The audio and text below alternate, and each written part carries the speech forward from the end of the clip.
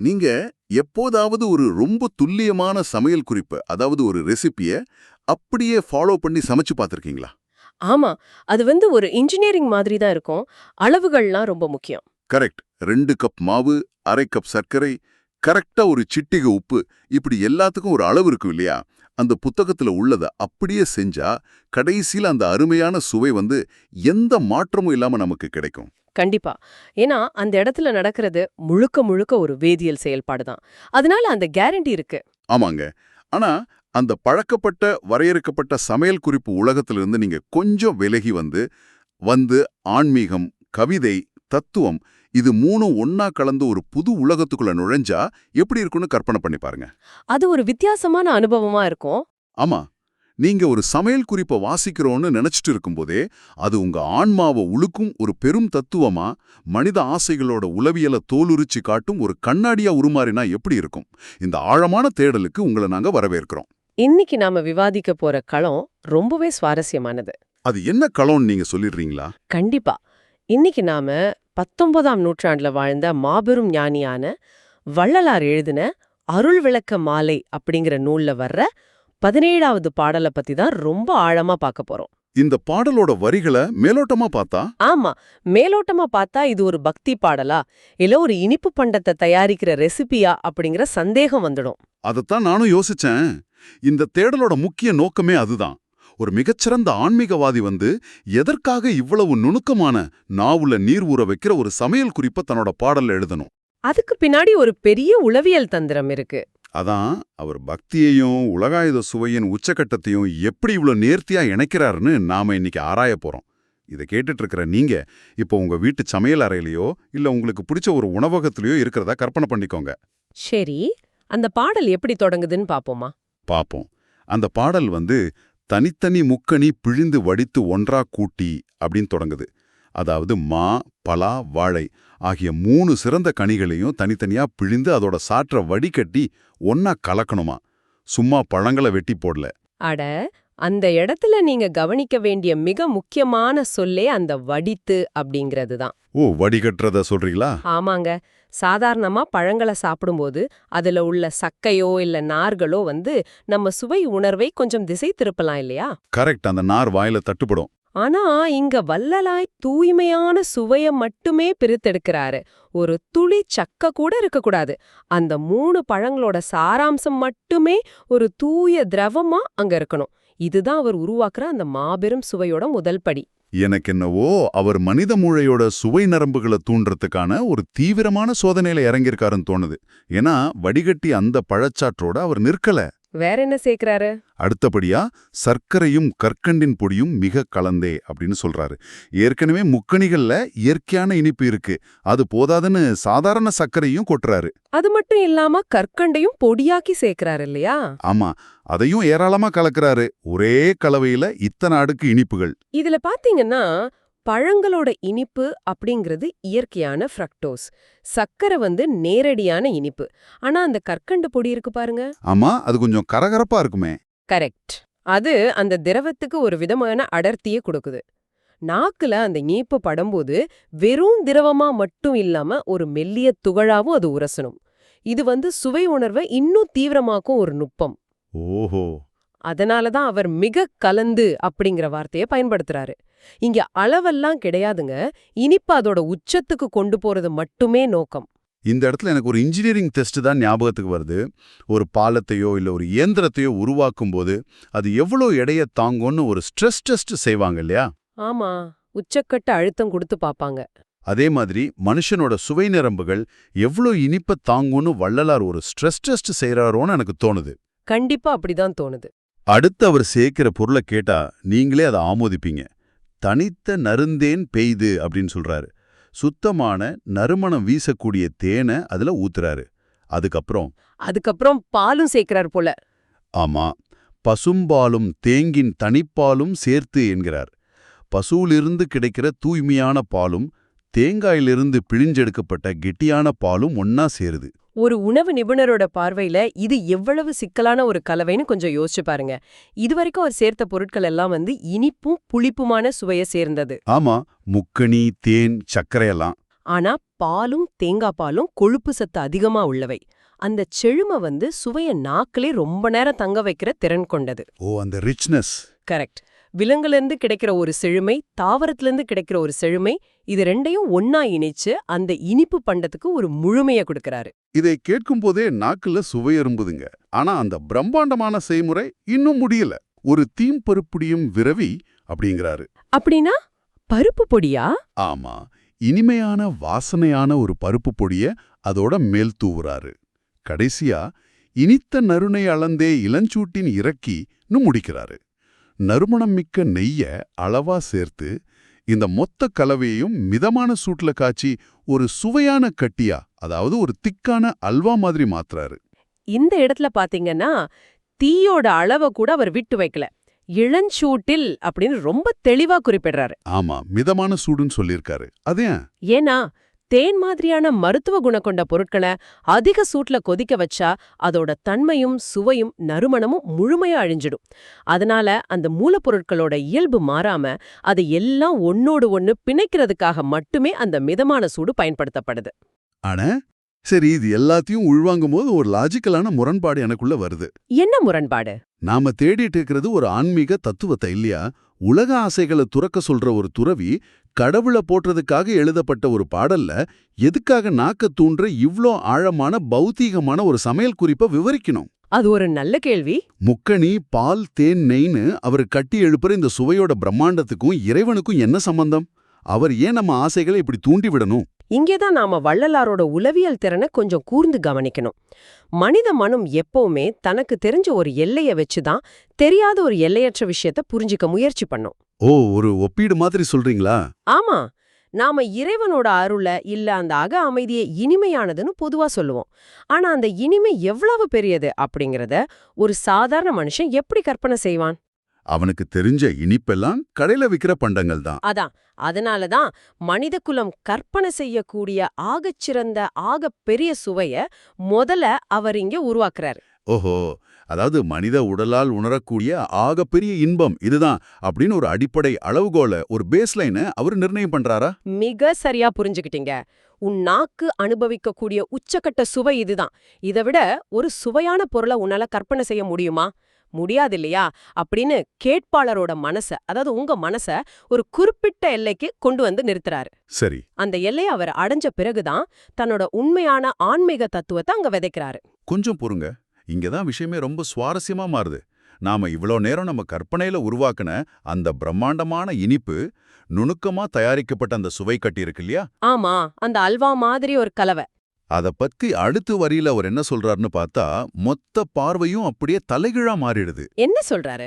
எடுத்த சுவை கட்டியினும் இனித்திடும் தெள்ளமுதே அப்படின்னு சொல்றாரு. அதாவது இவ்வளவு மெனக்கெட்டு மனித அறிவால உருவாக்கப்பட்ட இந்த உலகத்தோட மிகச்சிறந்த இனிப்பை விடவும் பன்மடங்கு இனிமையான தெளிவான அமுதமே அப்படின்னு இறைவன் அழைக்கிறாரு. அட, இவ்வளவு பெரிய சுவையை உருவாக்கி அத ஒரே நொடியில ஒண்ணுமே இல்லைன்னு நிராகரிக்கிறது எவ்வளவு பெரிய துணிச்சல்! பாத்தீங்கன்னா அது நிராகரிப்பு கிடையாது, அது ஒரு படிநிலை மாற்றம்.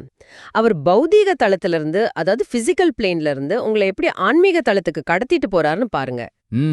உலக பொருட்களாலான எந்த ஒரு இனிப்பும் உங்க நாக்குக்கு மட்டுமே சுவை தரக்கூடியது. அறிவியல் ரீதியா பார்த்தா அது உங்க சுவை நரம்புகள் வழியா மூளைக்கு செல்ற ஒரு கெமிக்கல் சிக்னல், ஒரு ரசாயன சமிக்ஞை மட்டுமே. ஆமா, அது ஒரு சென்சரி அனுபவம் தான். சார்ந்த இன்பத்துக்கும் ஆன்மா சார்ந்த இன்பத்துக்கும் உள்ள வேறுபாட்டை உணர்த்துறதுக்காகவே இந்த ஒப்பீட்டு அவர் சொல்றாரு. இத நான் வேற ஒரு கோணத்துல பாக்குறேன். நம்ம உடலோட பயாலஜிக்கல் சிஸ்டம் ரொம்ப விசித்திரமானது. நாம எவ்வளோ சுவையான ஒரு உணவை சாப்பிட்டாலும் ஒரு குறிப்பிட்ட அளவை தாண்டின பிறகு மூளை போதும்னு சொல்லிடும். ஆமா, வயிறு நிறைஞ்சிடும்.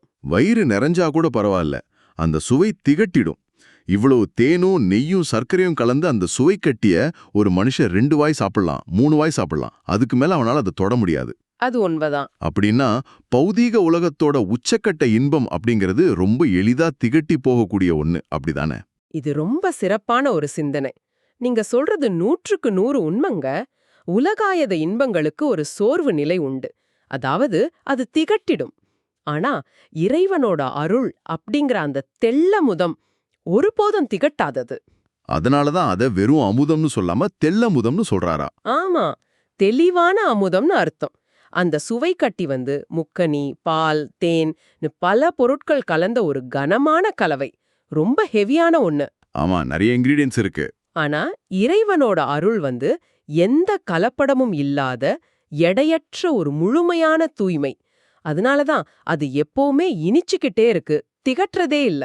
ஆக மனித புலன்களோட பலவீனத்தை வச்சு ஆன்மாவோட பலத்தை அவர் விளக்குறாரு. நான் உங்களை அதிகபட்ச இனிப்பை கற்பனை செய்ய சொல்றேன். அந்த இனிப்பு உங்களுக்கு திகட்டும்னு உணர வைக்கிறேன். அப்புறம் ஒருபோதும் திகட்டாத ஒரு பேரின்பம் இருக்குன்னு காட்டுறேன். நிஜமாவே இது ஒரு உளவியல் மாஸ்டர் கிளாஸ் தான். சரி, இவ்வளவு கஷ்டப்பட்டு தயாரிச்ச அந்த இனிப்புக்கு கடைசியில என்ன ஆகுது அப்படிங்கிற கேள்வியை கேட்டா, இந்த பாடல் இன்னும் ஆழமான ஒரு தத்துவத்துக்கு நம்மை கூட்டிட்டு போகுது. அனித்தம் அற திருப்பொதுவில் விளங்கு நடத்தரசே அப்படிங்கிற வரி அங்க வருது. அந்த அனித்தம் அப்படிங்கிற வார்த்தையோட ஆழத்தை நம்ம விவாதிச்சே ஆகணும். அனித்தம்னா நிலையற்ற தன்மை தானே? ஆமா, நிலையற்ற தன்மை, நிரந்தரமின்மைன்னு சொல்லலாம். நீங்க இவ்ளோ நேரம் உங்க சமையல்றையில செஞ்சு முடிச்ச அந்த உலகத்திலேயே சிறந்த சுவை கட்டி இருக்கு இல்லையா? ஆமா, அந்த மாபெரும் அல்வா. அது எவ்ளோ சுவையா இருந்தாலும் இன்னைக்கு செஞ்சா நாளைக்கு கெட்டு போயிடும். ஒரு வாரம் கழிச்சு பார்த்தா அதுல பூஞ்சக்காளான் பூத்துடும். கண்டிப்பா. உலகத்தோட எந்த பௌதீக பொருளும் எந்த பெரு இன்பமும் ஒரு முடிவை கொண்டதுதான். அவை எல்லாமே அழிந்து போகும் தன்மை கொண்டவை. அந்த நிலையற்ற தன்மையை போக்குறதுக்காக தான் அவர் திருப்பொதுவில் விளங்கு நடத்தரசே அப்படின்னு இறைவனை குறிப்பிடுறாரா? கரெக்டா சொன்னீங்க. ஏன்னா ஒரு சமையலறை அப்படிங்கிறது ஒரு குறிப்பிட்ட எல்லைக்குள் சுருங்கி இருக்கிற ஒரு இடம். அங்க சமைக்கப்படுற உணவு கெட்டு போகும். ஆனா திருப்பொது அப்படிங்கிறது எந்த ஒரு குறிப்பிட்ட இடமும் கிடையாது. அது பிரபஞ்சத்தோட மையம், எல்லோருக்குமான பொதுவான வெளி. ஆமா, அங்க நடக்கிறது ஒரு அண்டவெளியின் நடனம். அந்த காஸ்மிக் டான்ஸ் அப்படிங்கிறது நிரந்தரமானது. கெட்டுப்போற உணவுக்கும் என்றுமே கெட்டுப்போகாத பிரபஞ்ச நடனத்துக்கும் இடையிலான முரண்பாடு ரொம்ப அழகா பின்னப்பட்டிருக்கு. ஆமாங்க, அழியிற பொருளை வச்சு அழியாத பொருளை நோக்கி பயணிக்க வைக்கிற ஒரு உத்தி இது. சரி, இது எல்லாத்தையும் விவரிச்சுட்டு கடைசியில அந்த நடத்தரசனுக்கு அவர் என்ன காணிக்கை கொடுக்கறாருன்னு நீங்க கவனிச்சீங்களா? அதுதான் இந்த பாடலோட உச்சக்கட்ட திருப்புமாவே எனக்கு படுது. இவ்வளவு நேரம் முக்கணி, தேன், நெய், பால்னு பெரிய சமையலறையே கற்பனையில உருவாக்கி மாபெரும் சுவைக்கட்டிய தயாரிச்சாரு. ஆமா, ஆனா கடைசியில அந்த உணவை இறைவனோட திருவடிகளுக்கு அவர் படைக்கவே இல்ல. மாறா, அடிமலர்க்கு என் சொல்லணியாம் அலங்கல் அணிந்தருளே அப்படின்னு கேக்குறார். அதாவது வார்த்தைகளை மாலையா கோர்த்து தராரு. ஆமா, என் வார்த்தைகளாலான இந்த மாலையை நீ அணிந்து கொண்டு எனக்கு அருள் புரிவாயாக அப்படின்னு சொல்றாரு. உணவைச் சமைச்சிட்டு வார்த்தைகளை மாலையா படைக்கிறாரே, இதுக்கு பின்னாடி என்ன லாஜிக் இருக்கு? இது ஒரு மேதமையான கவித்துவம் முடிச்சுன்னு தான் சொல்லணும். கொஞ்சம் ஆழமா சிந்திச்சு பாருங்க. அந்த சமையல் குறிப்புல அவர் பயன்படுத்தின முக்கணியும் தேனும் நெய்யும் நிஜமான சமையலறையிலிருந்து வந்தவை கிடையாது. அப்புறம் எங்கிருந்து வந்துச்சு? அவை அவருடைய கற்பனையிலிருந்தும் அவர் கத்துக்கிட்ட மொழி அகராதியிலிருந்து வந்தவை. இந்த பாடல்ல உள்ள ஒவ்வொரு வார்த்தையும் ஒரு தேர்ந்த சமையல்காரர் எப்படி நெய்யையும் தேனையும் கவனமா தேர்ந்தெடுப்பாரோ அதே போல வள்ளலாரால தேர்ந்தெடுக்கப்பட்ட சொற்கள். அட, அப்படின்னா அவர் சமைச்சதே ஒரு மாயை. அவர் வார்த்தைகளைத்தான் மூலப்பொருட்களா பயன்படுத்தி அந்த சுவை கட்டியையே உருவாக்கியிருக்காரு. அவர் சமைச்சது உணவை இல்ல, மொழிய. சரியா புடிச்சீங்க. முக்கணிச்சாரும் பாலும் நெய்யும் கலந்து ஒரு பௌதீக உணவை படைத்திருந்தா அது அடுத்த நாளே கெட்டு போயிருக்கும். அது அனித்தம். ஆமா, அழிஞ்சிடும். ஆனா காலத்தால் அழியாத என்றும் நிலைத்து நிற்கக்கூடிய தமிழோட மிக இனிமையான வார்த்தைகளை கலந்து அவர் தொடுத்த இந்த சொல் மாலை இன்னைக்கும் உயிர்ப்போடு இருக்கு. உண்மைதான். அந்த தெள்ளமுதான இறைவனுக்கு அழியக்கூடிய ஒரு இனிப்பை படைக்கிறதை விட நிலையான தன் வார்த்தைகளால் ஆன கவிதை மாலையை அணிவிப்பதே பொருத்தமானது அப்படிங்கறத அவர் ரொம்ப தெளிவா உணர்ந்திருந்தாரு.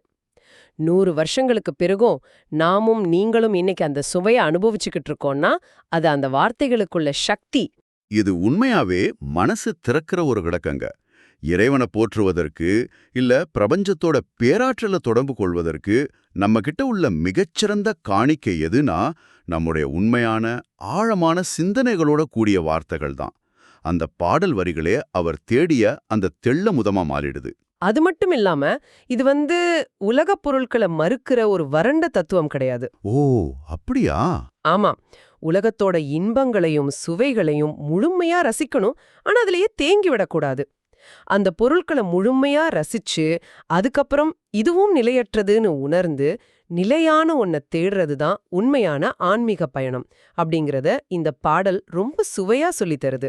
இதை விட சிறப்பா இந்த பாடலை சுருக்கவே முடியாது. இப்போ நாம இந்த தேடலோட இறுதி பகுதிக்கு வந்துட்டோம். இதை கேட்டுட்டு இருக்கிற உங்களுக்கு இப்போ ஒரு கேள்வி எழலாம். என்ன கேள்வி? 19ஆம் நூற்றாண்டுல எழுதப்பட்ட பாட்டு, சமையல் குறிப்பு, ஆன்மீகம், இதுக்கும் இன்னைக்கு நான் வாழ்ற நவீன வாழ்க்கைக்கும் என்ன சம்பந்தம் அப்படின்னு நீங்க யோசிக்கலாம்.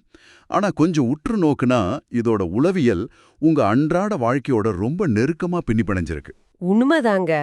நாம அனைவருமே ஒவ்வொரு நாளும் ஏதோ ஒரு சுவைக்கட்டிய தேடிதான் ஓடிக்கிட்டு இருக்கோம். ஆமா, அது உங்களுக்கு பிடிச்ச உணவகத்துல நீங்க சாப்பிட துடிக்கிற ஒரு பிரியாணியா இருக்கலாம், உங்க பதவி உயர்வா இருக்கலாம், நீங்க பல மாசங்களா திட்டமிட்ட ஒரு வெளிநாட்டு பயணமா இருக்கலாம், இல்ல ஒரு புது காரா கூட இருக்கலாம். எல்லாமே ஆசைகள் தான். இது எல்லாமே நீங்க கற்பனையில வளர்த்து வச்சிருக்கிற உங்களுக்கான சுவைக்கட்டிகள்.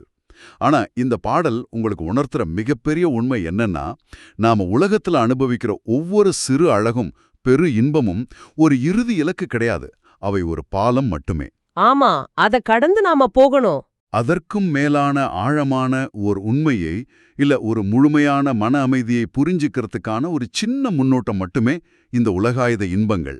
அந்த சிறு இன்பங்கள்லயே நாம முடங்கி விடக்கூடாது. அந்த இனிப்புகள் திகட்டும் தன்மை கொண்டவை இல்லையா? அத கடந்து நாம் அந்த தெளிவான தெள்ள முதத்தை நோக்கி நகரணும். இந்த ஆழமான தேடல் எங்களை ரொம்ப பாதிச்சது போலவே உங்களையும் சிந்திக்க வச்சிருக்கும்னு நம்புறோம். முடிக்கிறதுக்கு முன் உங்களுக்கு ஒரு கேள்விய, ஒரு சிந்தனைய நாங்க விட்டு செல்ல விரும்புறோம். சொல்லுங்க. வள்ளலார் தனக்கு தெரிஞ்ச ஆகச் சிறந்த சுவைகளோட கலவையை பயன்படுத்தி ஒரு உச்சக்கட்ட இன்பத்தை கற்பனை செஞ்சாரு. இன்றைய உங்களோட வாழ்வில உங்களுடைய கற்பனையில உருவான ஆகச் சிறந்த சுவை இல்ல உலகாயுத இன்பம் எது? அது எதுவாக வேணுமானாலும் இருக்கலாம். அதை விட மிக முக்கியமான கேள்வி இதுதான். அந்த உலகாயுத இன்பத்தை எல்லாம் தாண்டிய, ஒருபோதும் உங்களுக்கு திகட்டாத, நீங்க உண்மையிலே தேடிக்கிட்டு இருக்கிற அந்த தெள்ளமுதம் இல்ல ஆழமான அக அமைதி எதுவாயிருக்கும்? இந்த நிலையான தேடல் உங்களுடையதாகவே இருக்கட்டும். உங்களோட அன்றாட வாழ்க்கையோட சுவைகளை முழுமையா அனுபவியுங்க. ஆனா அந்த சுவைகளுக்கு பின்னாடியுள்ள காலத்தால் அழியாத அந்த தெள்ளமுதத்தையும் தேட மறக்காதீங்க. மீண்டும் மற்றொரு ஆழமான தேடலில் உங்களை சந்திக்கும் வரை உங்களிடமிருந்து விடை பெறுகிறோம்.